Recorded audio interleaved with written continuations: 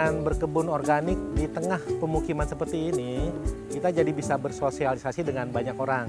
Kemudian juga secara fisik kita lebih sehat ya, karena akan lebih banyak bergerak di kebun.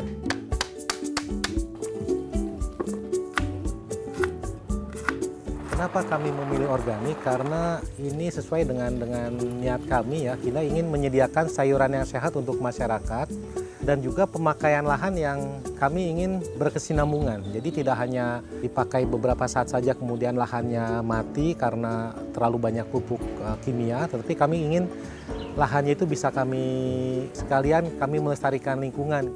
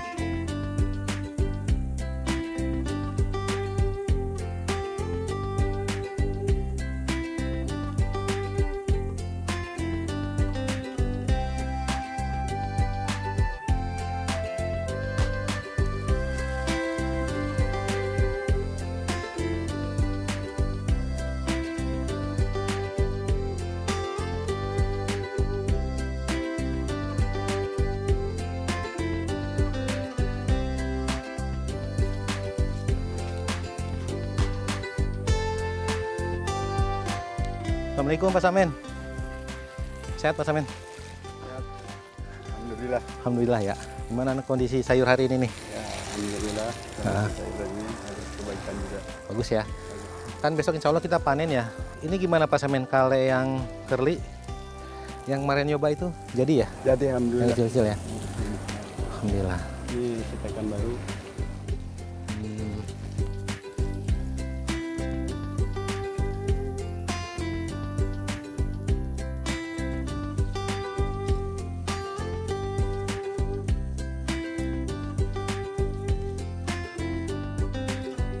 Perkenalkan, nama saya Ferdi.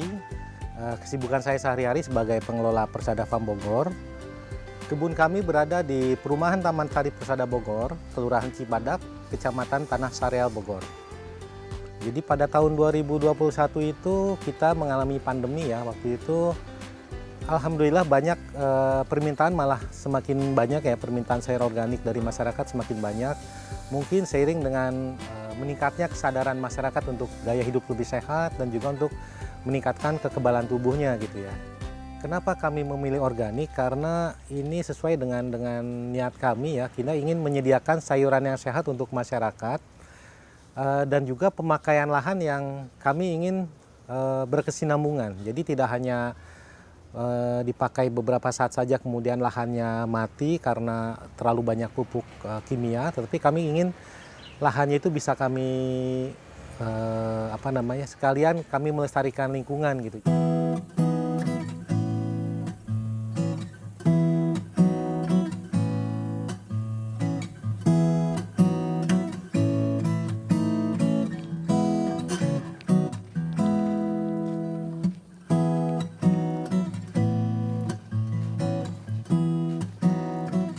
Ini kangkung dan bayam yang sudah siap dipanen besok.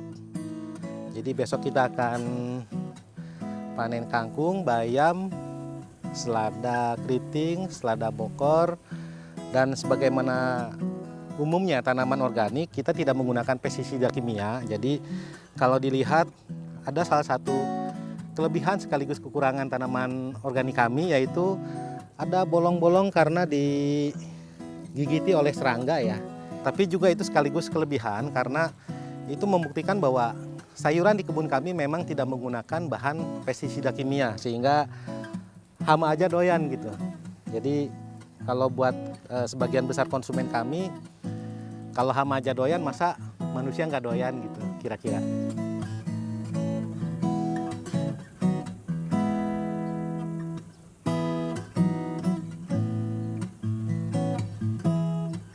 Selanjutnya ini adalah tanaman kale yang kami tanam secara organik.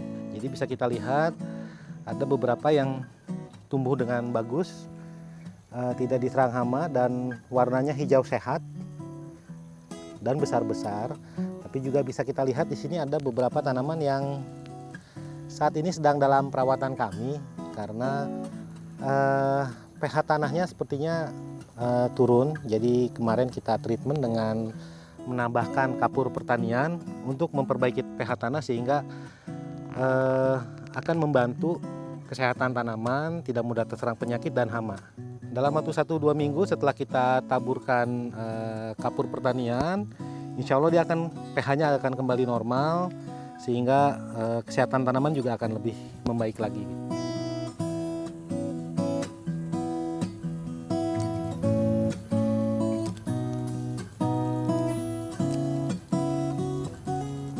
Jadi jenis kale yang kami budidayakan di sini adalah jenis kale curly atau kale keriting, di mana orang mengenalnya dengan sebutan superfood ya, karena kandungan nutrisinya sangat-sangat tinggi. Bahkan untuk vitamin C-nya dia melebihi kandungan vitamin C di dalam pisang. Sebetulnya nutrisi kale itu tidak hanya di daunnya, tapi juga di batangnya. Nah, banyak orang yang lupa batangnya itu banyak mengandung nutrisi sehingga kadang-kadang hanya dimakan daunnya saja. Padahal di batangnya juga sangat-sangat banyak nutrisinya.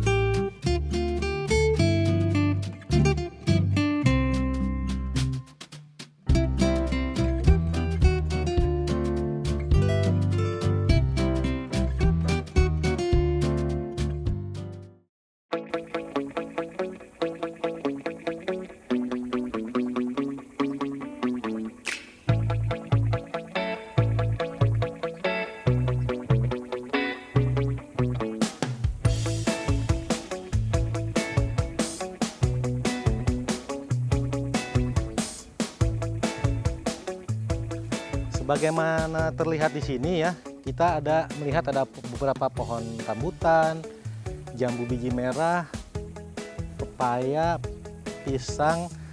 Jadi di sini memang dulu adalah lahan kebun, tetapi hanya ditanami beberapa tanaman buah saja. Sehingga kalau kita lihat sebetulnya masih bisa dioptimalkan, sehingga pada akhirnya kita selingi dengan tanaman sayur organik, tapi juga tetap mempertahankan tanaman buah yang ada.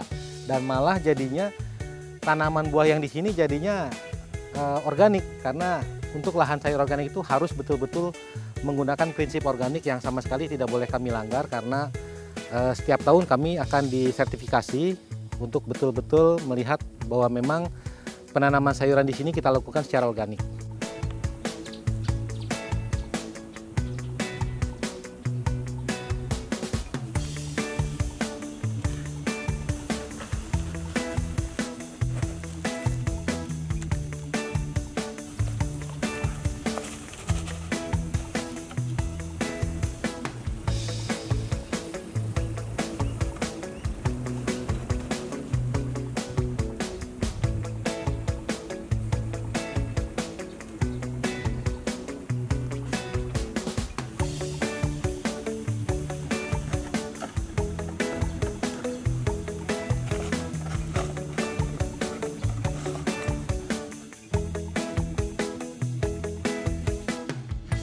Pak Samin, ini udah selesai tabur pupuknya ya? Berarti setelah ini langsung dicangkul, kemudian tebarin benih kangkung dan bayam ya. Ya. Jadi pupuk kandang yang digunakan di sini adalah pupuk kandang dari kotoran ayam. Jadi kita betul-betul hanya menggunakan pupuk ayam saja untuk budidaya sayur organik di tempat kami. Jadi pupuk kandang ini kita dapatkan dari peternakan ayam. Setelah mereka masukkan ke dalam karung, dikirim ke kita, kemudian kita biarkan selama 2 minggu untuk menunggu supaya pupuk kandangnya jadi apa istilahnya, dingin atau siap pakai. Jadi tidak kita langsung gunakan selesai dari kandang ayam, tapi kita biarkan dulu minimal 1 minggu, 2 minggu.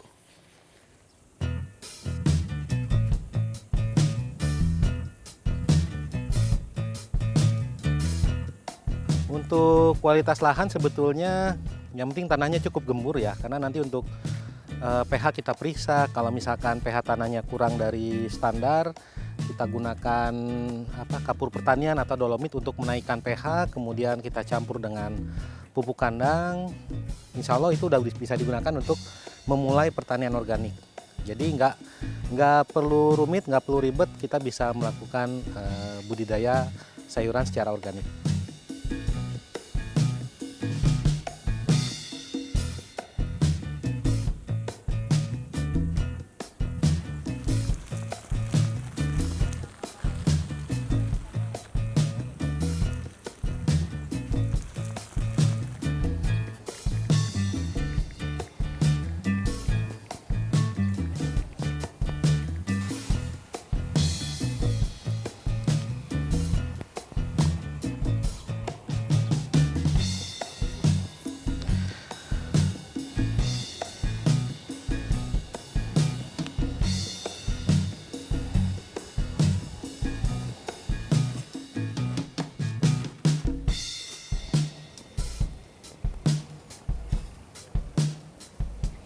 Mengolah lahan organik itu ya penuh tantangan juga ya, tantangan dan suka duka juga ya.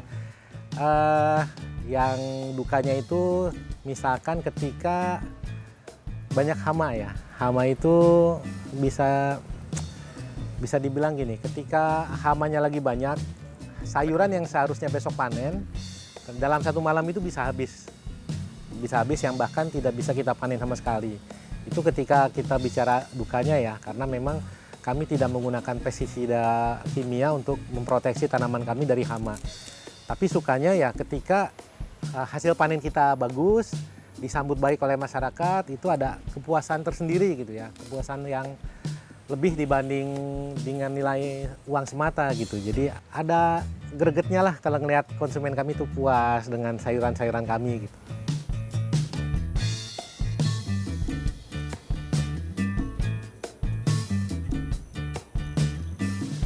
Pakcoy itu hamanya itu hama kutu loncat. Jadi kalau kutu loncat itu dia hama yang menyebalkan ya. Menyebelinnya itu karena dia tidak makan daun satu persatu, tapi justru berloncatan dari daun ke daun, sehingga daun-daunan itu bolongnya banyak banget gitu. Bolong-bolong, sehingga buat sebagian orang itu dianggap pemandangannya nggak indah gitu, tampilan sayurnya nggak bagus. Tetapi buat orang yang memahami, mereka melihat ini betul-betul sayuran organik karena hama aja doyan. Gitu. Hama aja doyan sampai dinikmati sedemikian rupa sehingga bolong. Nah itu buat sebagian orang itu justru jadi bukti bahwa kami benar-benar menjalankan prinsip organik secara baik dan benar. Gitu.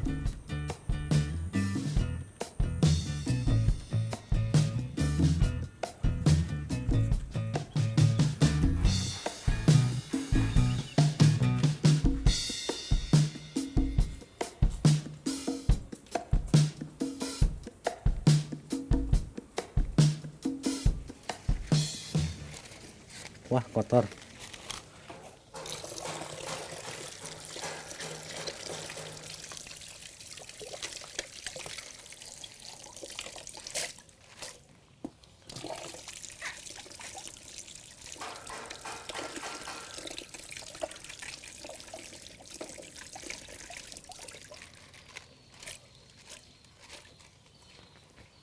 Sekarang kita akan membersihkan dan mempacking sayuran organik sesuai dengan kemasan yang biasa kita gunakan untuk didistribusikan kepada konsumen yang telah memesan sayur organik dari kami. Pertama kita timbang dulu sesuai dengan berat yang sudah kita tentukan. Jadi setelah kita timbang sesuai berat yang kita tentukan, kemudian kita masukkan ke dalam bungkus plastik yang sudah kita bolongi di bagian bawahnya. Ini gunanya untuk sirkulasi udara dan juga mengeluarkan air apabila sayur yang kita masukkan dalam kondisi basah, sehingga bisa disimpan dalam keadaan kering di dalam kulkas.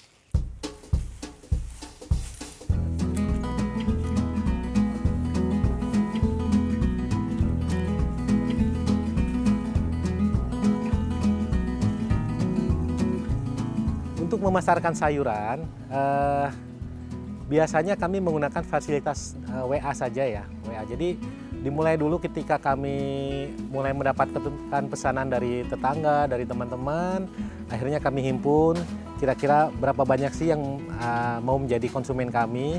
Akhirnya sampai sekarang kita rutin menawarkan lewat WA. Biasanya kami tawarkan setiap hari Selasa. Jadi kami hari Selasa itu kami lihat dulu ketersediaan sayuran di kebun ada apa saja. Kemudian kami broadcast ke konsumen-konsumen kami, termasuk kepada reseller-reseller kami, sayuran apa saja yang tersedia untuk kami panen besok hari Rabu. Jadi begitu kami broadcast hari Selasanya, kami terima pesanan sampai kira-kira hari Rabu pagi. Kemudian kami kumpulkan dan kemudian kami sampaikan kepada teman-teman di kebun, ini loh sayur-sayuran yang harus dipanen, sekian jumlahnya, jenisnya ini apa saja gitu.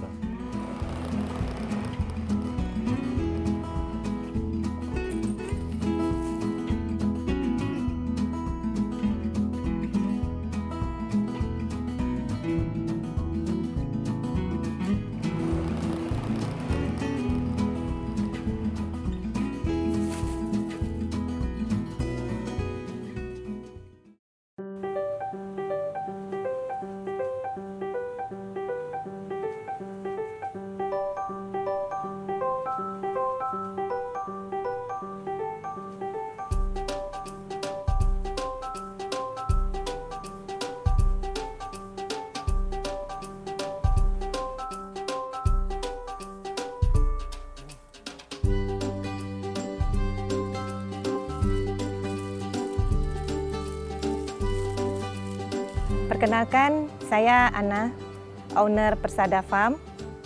Jadi pada saat awal pandemi, kegiatan mulai dibatasi, ya, kegiatan sosial mulai dibatasi. Jadi saya lebih banyak berkegiatan di rumah. Waktu yang ada saya manfaatkan sebagian di kebun sambil mengerjakan tugas-tugas dari kampus, karena saya juga bekerja sebagai dosen di kampus swasta. Kemudian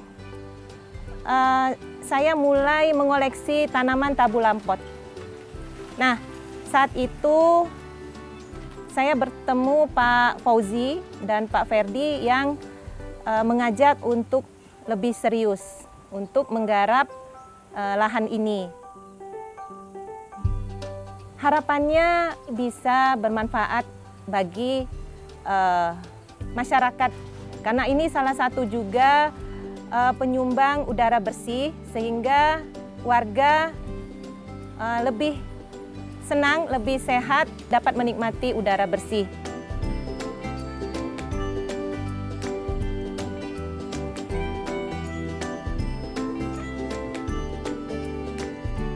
Kita mau bikin pupuk organik cair.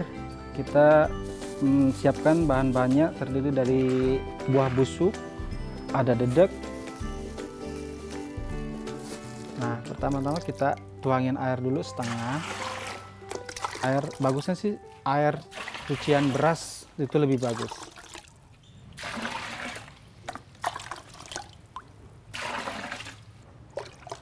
Kita gunakan molasnya 500 cc per 20 liter air.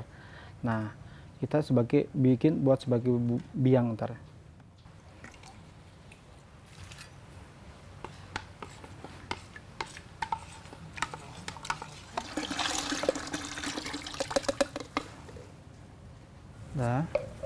Kita campurkan biangnya dulu.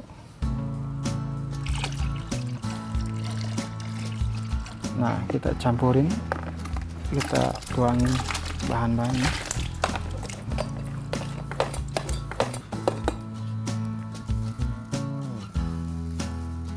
Berikutnya dedak, ini ukurannya sama 500 gram juga. Kita aduk.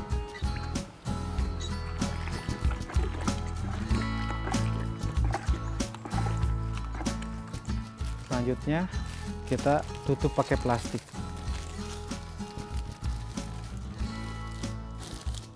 Biar nggak ada udara masuk, kita ikat pakai karet. Didiamkan selama 20 hari.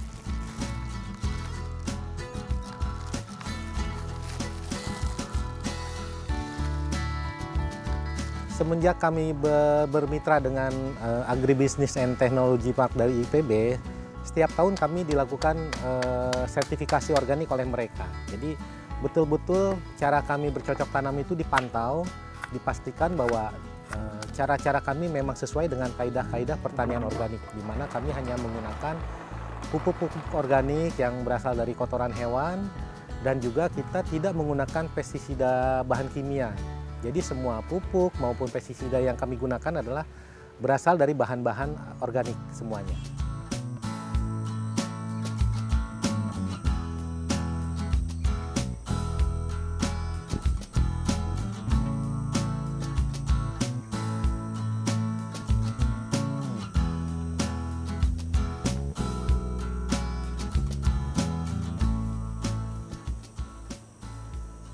Beberapa kali melakukan sosialisasi untuk mengembangkan pertanian organik di sekitar kami. Tapi terus terang memang untuk sebagian petani kurang menarik ya, karena terus terang hasil pertanian sayur organik itu kalau dilihat hasilnya itu biasanya relatif lebih sedikit dan ukurannya lebih kecil dibanding pertanian konvensional yang menggunakan pupuk kimia.